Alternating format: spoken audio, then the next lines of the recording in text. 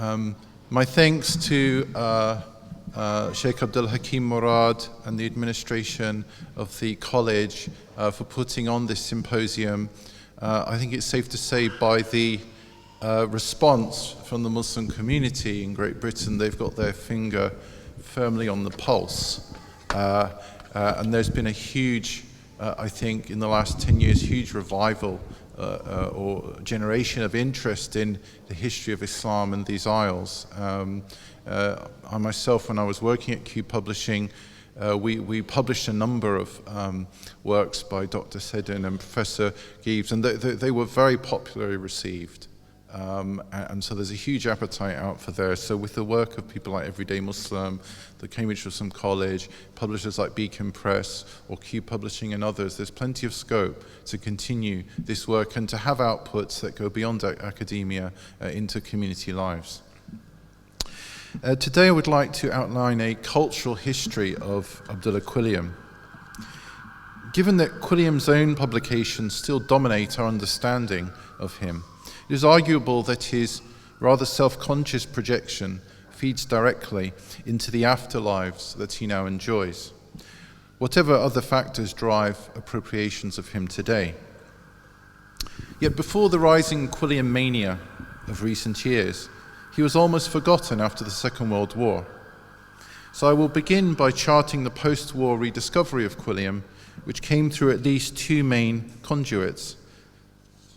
The first was a folk knowledge of Quilliam, passed down by an older generation of converts to a younger one during the 1960s and 70s.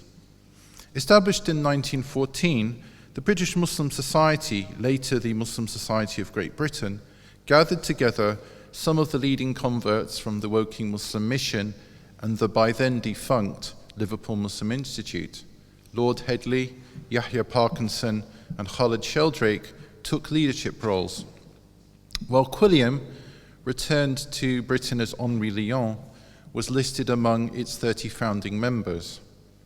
The society carried on into the 1960s, but with a much lower profile after its leading figures had passed away or left Britain by the end of the 1930s. Daoud Rosser Owen, who was born in 1943 and who had converted to Islam in 1964, was the founding emir of the post-war Association of British Muslims. This was established in 1976. He knew at least two senior members of the previous society. These were leading figures in the society: Lieutenant Colonel Abdullah Baines Hewitt, who headed up the society in the 1950s and 60s, and Daoud Cohen, professor of Arabic. Any of you who would have studied Arabic would have used his book. He again had been involved with the society from the 1930s onwards. And Daoud Rosser Owen consulted with them when he was first floating the idea of a new association in the late 1960s.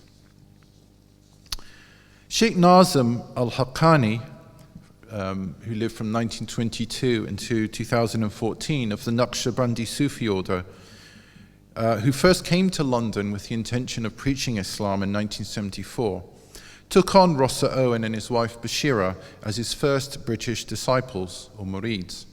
In 1975, he directed them to establish the Association of British Muslims. Both Sheikh Nazim and Rosser Owen regarded Quilliam as the leading progenitor of British Islam, given that Abdul Hamid II, who reigned from 1876 until 1909, had originally granted him the title of Sheikh al-Islam of the British Isles in 1893. As such, they considered it important that Quilliam's, quotes, mantle be devolved, quotes, to Rosser Owen, and reasoned that the office could be revived on the basis of, quotes, residuary sovereignty. A ceremony was performed in London later that year by an exiled nephew of Abdul Hamid, His Excellency Osmanli, and it was overseen by Sheikh Nazim in his role as an authorized Naqshbandi Sheikh. However, this revival of Quilliam's office was short-lived, as the association's membership found the arrangement of an appointed emir to be undemocratic, which led to the adoption of a new constitution in 1978. For the newly elected Emir, Rashid Skinner, the idea of reclaiming the office itself was an irrelevant notion. Instead, the association would better serve Quilliam's legacy by reviving the fundamental aims and objectives of his work. Subsequently, Rossa Owen resumed his position as Emir in 1986, a position he still holds today. Seeing itself as a continuation of Quilliam's original organisation, the Association of British Muslims was the first post-war Muslim group in Britain to regard him as a role model for the culturally sensitive preaching, dawah, of Islam. In 1976, it published an open letter that confirmed this focus on dawah, as well as on teaching, companionship, sohbah, support of and advocacy on behalf of converts. While it was no longer practicable in the face of the large post-war Commonwealth migrations for converts to hold the leadership positions that Quilliam, Headley or Pickthall did before the Second World War, the association insisted that it should retain authority over the question of dawah. I shall return to this subject later on. The second important conduit for the rediscovery of Quilliam after the Second World War was the Liverpool Muslim community. So far as I have been able to ascertain, there was a total break in local community knowledge about Quilliam, and he had to be rediscovered. Two community activists were important in this regard. The educationist Muhammad Akram Khan Chima, born in 1942, and the consultant electrical engineer Muhammad Akbar Ali, who lived from 1922 until 2014. Both were active mosque committee members in the campaign of the Liverpool Muslim Society, established in the 1950s, to get the city's first purpose-built mosque constructed. In the early 1970s, while researching a master's thesis at the University of Liverpool, Khan Chima came across several of Quilliam's pamphlets and 5 volumes of the Islamic World in the city's central library. Despite this rediscovery, not much was done to further knowledge of Quilliam or build on his legacy locally until the late 1990s. A convert couple, Samaya and Rashid Maktir, set up the Abdullah Quilliam Society in 1997. This was the culmination of work they had begun in the early 1980s to research Quilliam's life. They organised the installation of a commemorative plaque at Brougham Terrace, the original location for the LMI, the Liverpool Muslim Institute, in the same year. Akbar Ali and others joined Samir Maktir in registering the society as a charity the following year. In 2000, the society acquired the original home of Quilliam's Liverpool Muslim Institute for a notional sum of £1 from the City Council on condition that it be restored, respecting its historical significance and its status as a Grade 2 listed building. After a slow start in its first decade or so, the Society began a program of public outreach about Quilliam's life in order to support its restoration project. It launched Professor Gives' 2010 biography of Quilliam and held the first Abdullah Quilliam Memorial Lecture in 2012. Ambitious £4.5 million plans for a mosque, a heritage centre, research and archive facilities, and a, quote, dawah and community engagement project were announced. Pragmatically, the Society decided to refurbish the ground floor and the original mosque, first of all, to make the mosque usable, allow for visits, and to make further fundraising easier. The Abdullah Quilliam Mosque and Heritage Centre was opened on the 27th of June 2014, a fortnight before the Society's chair Akbar Ali died. In the Society's obituary notice of Ali, Quilliam's legacy is claimed in a way that emphasises community organisation over dawah. Hailed as the most important Liverpudlian Muslim after Quilliam, the following comparison is drawn, quotes, "Much like Abdullah Quilliam, Dr. Ali was an institution builder.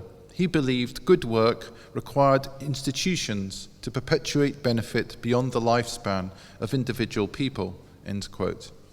The focus on institution and community building has strong grounds, as both men established mosques and other local Muslim community institutions, engaged in civic and interfaith activism in Liverpool, addressed economic issues, were politically active with the Liberals, and founded and participated in a number of national Muslim organisations.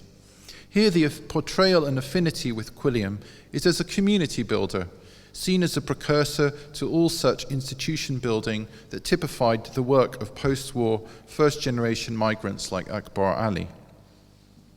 By the late 70s and early 80s, news of Quilliam was beginning to spread. Academic and community interest was sparked by the pioneering work of British Muslim scholars and activists like Khan Chima, Muhammad Mashouk Ali, and Tim Winter. In 1989, in memory of Quilliam, Winter founded the publishing house, the Quilliam Press, which has devoted itself to translations of short traditional Islamic texts, as well as to republishing what might be dubbed as convert classics. In the late 1990s, Dr. Saleh As-Samarai, director of the Islamic Center in Tokyo, who had come across Quilliam while researching Islam's history in Japan, had copies made of the British Library's holdings of the Crescent and the Islamic world, and sent free sets to a number of British Muslim institutions. Once near complete sets of the two main sources on Quilliam were more widely available, this created an opportunity to tell his story in more detail. Tim Winter curated these resources carefully to present online materials by and about Quilliam and other notable converts attached to the Liverpool Muslim Institute, like Parkinson and Quilliam's second convert, Fatima Cates. These form part of one of the largest online resources about British converts, entitled British Muslim Heritage, that features other notable converts such as Pickthall, John Ward, Williamson, and David Chale. Winter has drawn these fragmentary biographies together into an ambitious historical narrative that sees British conversion to Islam as a natural outgrowth of Socinianism, Unitarianism, and nonconformism, with Quilliam's Methodism and teetotalism being a case in point, as Dr. Seddon elaborated earlier today. The other notable outcome of this dissemination was the commissioning of Ron Gieves's biography of Quilliam, which has gone through two impressions and generated wider interest. Between 2010 and 2014, Gives gave 35 lectures on Quilliam at various British Muslim community events, with invitations from Yemeni, Turkish, Pakistani, Indian, and Bangladeshi societies in London, Birmingham, Manchester, Cambridge, and Preston. This upsurge in public awareness was also driven by extensive radio and television coverage on the BBC and ITV in 2012 and 13 that Peter Clark, you mentioned the Great British Islam documentary. Obviously, Quilliam was one of the trio that featured alongside Pickthall and Headley. Just last month, there was a reference to Quilliam and his, quotes, seditious weekly, The Crescent, in an episode of ITV's Victorian police drama, Ripper Street. There was also an indirect boost to Quilliam's profile with the launching of a counter-extremism think tank in 2008, the Quilliam Foundation. Perhaps you may have heard of it. This heightened profile has arguably led to an intensified adoption of Quilliam in service of an ongoing public discussion around British nationalism and Muslim belonging, which is drawn out in debates on race and effective cultural engagement and about Islam, politics, and patriotism. So to whom does Abdullah Quilliam belong today? Who may most authentically lay claim to his example? And how best might his legacy be honoured today? These questions are most acute, so it seems to me, in the rediscovery and promotion of Quilliam, in the debate about how best to preach Islam in Britain. The Association of British Muslims came of age during a transitional moment that marked the end of the myth of convert leadership in the wake of the great post-war Commonwealth migrations. The association recognized the political leadership of the Union of Muslim Organizations. This was the main post-war precursor to the Muslim Council of Britain that was established in 1970. By affiliating to it in 1976, partly to allay concerns about a convert breakaway from the rest of the community. Nonetheless, Rosser Owen privately made it clear that no compromise could be made in the matter of presenting Islam to the British. In the mid-1980s, he argued that more than cultural knowledge was required. What was needed was true belonging and cultural intimacy. His objection was that post-war Muslim migrants lacked the acculturation to present Islam sensitively enough to the British. So their efforts at proselytization were overly dominated by the political concerns of Islamic revivalist movements like the Jamaat-e-Islami and the Muslim Brotherhood. However, the Association of British Muslims leadership knew better than to make so stark a claim publicly, or to pit, quotes, native Muslims against, quotes, overseas Muslims, for fear of causing offense. So such ruminations were left for internal discussion. There was perhaps a note of futility in this private insistence to set the bar for cultural competence and sensitivity so high. In its public work, the Association for British Muslims was in fact already beginning to cater for the needs of second-generation British Muslims who took advantage of the Islamic studies the ABM provided in London for converts, which was comparatively hard to find in the English language in the late 70s and early 80s.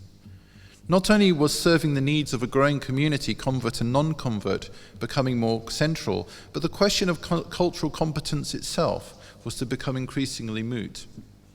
To give two examples from contemporary British convert preachers, while cultural sensitivity is still an issue, the neo-traditional Sunni Adam Kelwick, born in 1982, and the Salafi Yusuf Chambers, born 1964, now address audiences full of British-born Muslims, converts or otherwise, to whom the demarcation made just 35 years ago between foreigners and natives has become irrelevant.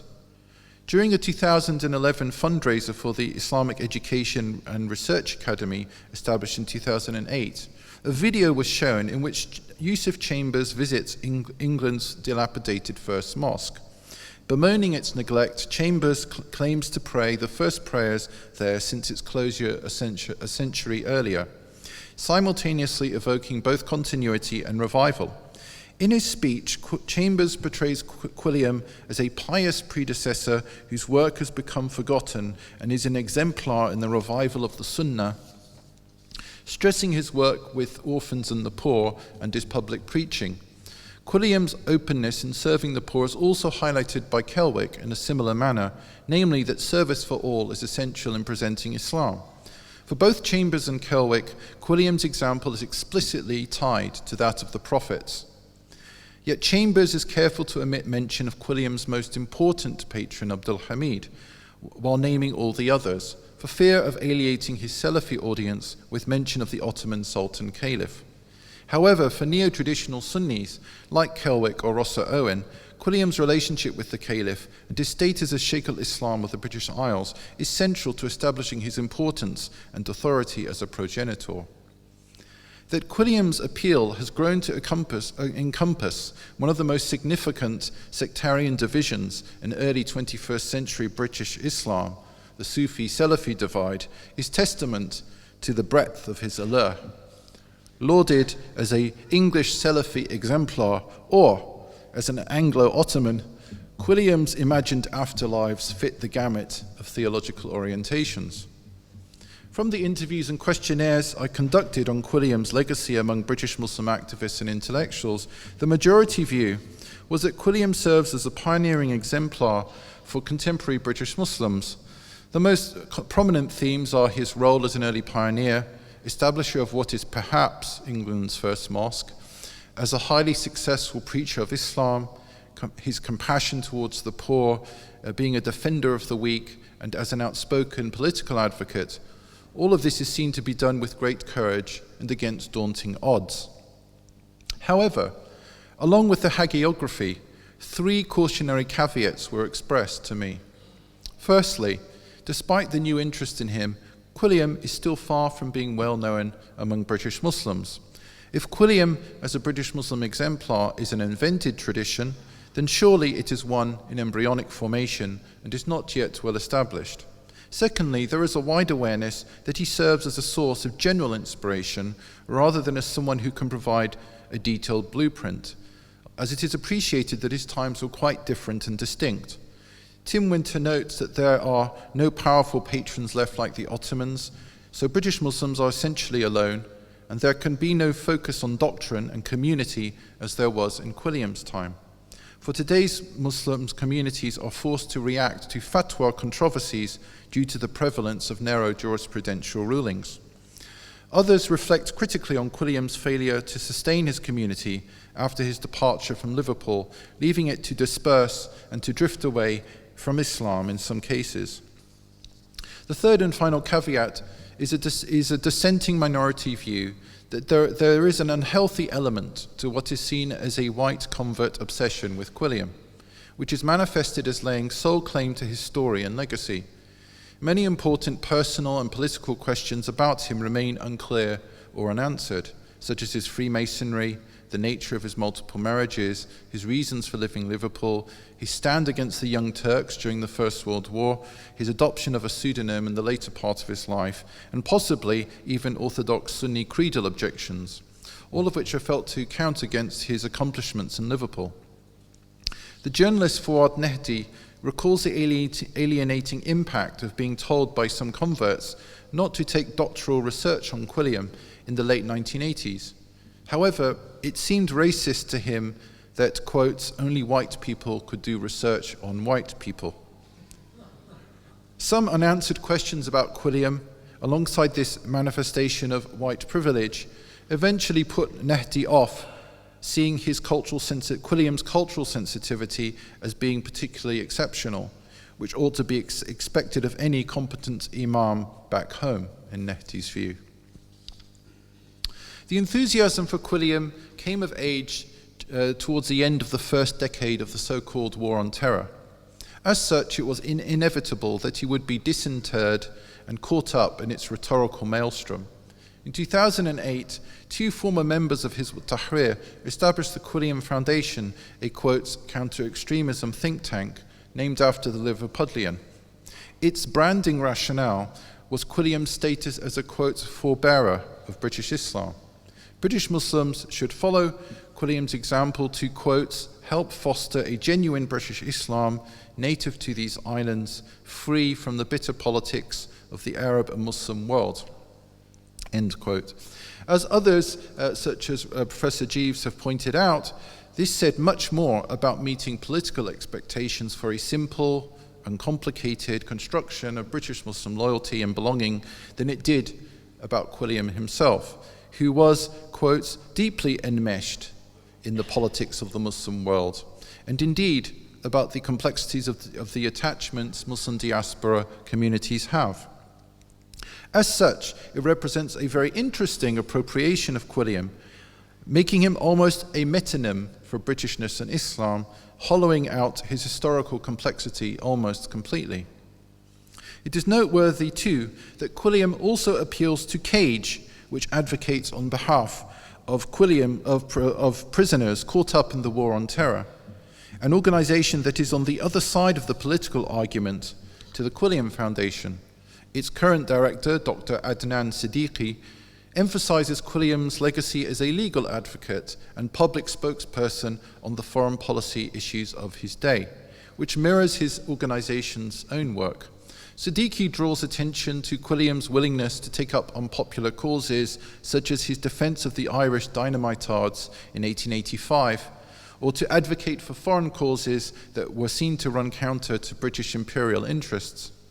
Siddiqui's response feeds into the contested expectations that now surround Muslim patriotism under the War on Terror, which has made Quilliam an oddly resonant figure, and accounts for the contemporary fascination with him, in my view, as his life dramatizes but does not resolve what Gives has called the pitfalls of divided loyalties when the allegiance to the state and the dictates of conscience point in opposite directions. Quilliam never resolved his dual loyalties to crown and caliph, either intellectually or emotionally. Siddiqui makes a case for critical friendship that is imbued with pathos, given that, as in Quilliam's time, these tensions cannot be easily resolved, but only borne with a dignified resolution. Siddiqui, to avoid Quilliam's fate, exile and anonymity, Siddiqui suggests that accommodation rather than eternal conflict should now be sought, given that Britain has a far larger Muslim population than in Quilliam's time, and that it is a population increasingly aware of its rights. So to conclude, Quilliam's Afterlives are in rude health, encompassing much of the variety to be found in British Islam today: patriot or rebel, reformer or traditionalist, community builder or preacher. Quilliam's many incarnations have, over the last 40 years or so, marked the tensions and developments among British Muslims themselves. If Quilliam's Afterlives teach us anything, it is that life itself is open-ended, and that Muslim lives in all their irreducible complexity cannot be reduced to simple binaries, even as they are expressed through the protean, multifaceted, and even contradictory appropriations of the Sheikh al-Islam. For an invented tradition in the making, these multiplex appropriations would seem to augur well for Quilliam's chief afterlife as a progenitor of British Islam. Thank you.